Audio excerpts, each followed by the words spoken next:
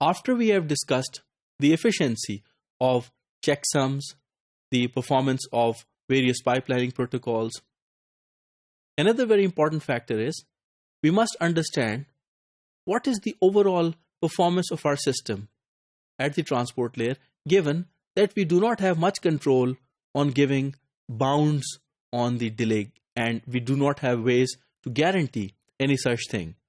For that, in this module, we shall see the concept of round-trip time, its measurement, its estimation, and on the basis of this round-trip time, how can we determine a timeout value that would be used for retransmitting a lost packet if the sender does not hear anything from the receiver side. So we shall see how can we measure the round-trip time, what is TCP timeout interval, how does it incorporate these round-trip times, and how can we estimate the round-trip times on the basis of the measured values. First, let's assume a relatively simpler hypothetical scenario. Here we assume that we have windowed protocol. TCP is using that windowed protocol. Specifically, go back N is being used here. But for the sake of brevity, we'll keep go back N on one side for now. As a first case, let's see the window that we are transmitting is large enough to carry the entire object or a group of objects in a single transaction. It means that there would be just one round of data delivery from the server to the client side in the client-server architecture. As a consequence, what will happen? The round-trip time and the packet transmission time is dwarfed as compared to the window size.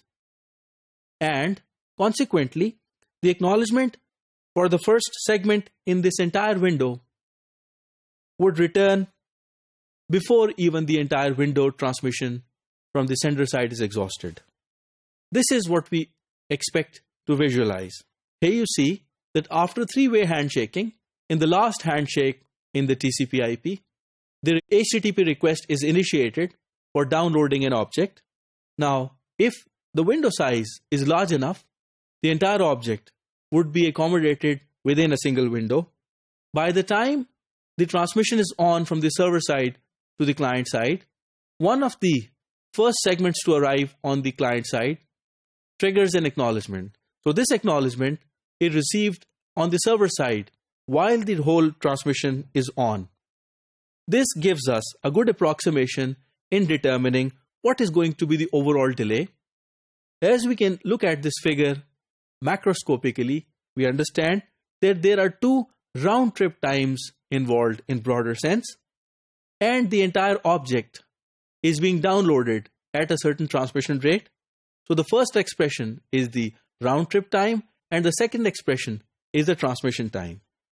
We can also fabricate a closer to reality scenario in which the window is not that big enough and it is comparatively smaller as compared to the total round trip time and the transmission time. So what will happen? The first thing that's going to happen is when the entire window is transmitted, then acknowledgement would be expected because the window is small enough. And we'll have more than one window transmissions to download the entire object from the server side to the client side. This is what might happen. We see here that TCP handshaking takes place. The HTTP request is sent in the last handshake. The window, here it is of small size, specifically 2 segments, are downloaded and the acknowledgement is generated. So by the time the acknowledgement reaches back to the server from the client side, the next window is released. So we see here that the value of K is 2 because there are 2 windows worth of data here. And the delay can be expressed now with an additional expression of the third expression that we see here, K minus 1 times the transmission time of a single packet plus the round trip time minus the time it takes to transmit the window worth of data. So the delay would now be more.